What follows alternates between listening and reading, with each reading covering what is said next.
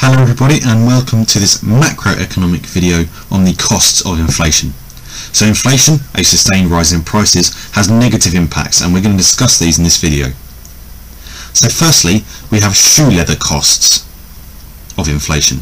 And shoe leather costs are where there is increased shopping around, because if prices are always rising, then consumers will try and find the place where the price hasn't risen as much. So therefore they will shop around more. And this means that there is more time spent moving money around. So therefore the rate of flow of the circular flow of income decreases. And this is a shoe leather cost. Next we have menu costs. And this is where changing prices, so rising prices in the case of inflation, cost firms. And the best example of this is when menus have to be replaced. So if I run a restaurant and there is constant inflation, so the price of my ingredients for my dishes is constantly rising, then I'm going to constantly have to keep repricing my dishes and therefore reprinting menus. And obviously if I have to keep printing new menus every single week or every single month, depending on how fast inflation is occurring, this is going to cost me money, because obviously I have to pay to get them printed and laminated and stuff. Also, the price of fixed capital changes, and the best way to think of this is vending machines. So if I am a company and let's say I have 10 factories up and down the country, and one small way I make profit is through vending machines in my factories for my workers.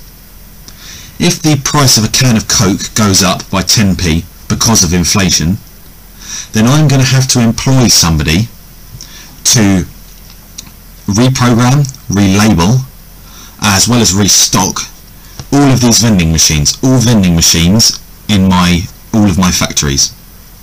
And this is going to cost me a lot of money. So the price of my fixed capital, the price of my vending machine, is now going to change in value. And this is all because of inflation. Next we have political costs. So governments will not be blamed for controlling inflation, and this could lead to political instability, civil unrest, overthrowing of governments, regular changes of governments, things like that. And finally we have redistribution of costs, and these are macroeconomic impacts, how inflation has negative impacts on the whole economy. So firstly, if inflation is occurring, so price is rising, that means I can't buy as much with my money, so therefore the value of my money falls. So therefore, if there is high inflation, then the value of the pound will fall. Also, if there is high inflation, it means that overall businesses' profits will be less, because if inflation is increasing and business profits aren't increasing by as much, then their profits are essentially being made smaller because the value of their money is decreasing. So therefore this means that they won't produce as much because they're not making as much profit, so therefore they will output less, so therefore there is less economic growth, because economic growth is an increase in output. Or they will lay off workers to try and cover their costs of production to increase their profits again. So therefore this will lead to increased employment, all stemming from a rise in price from inflation.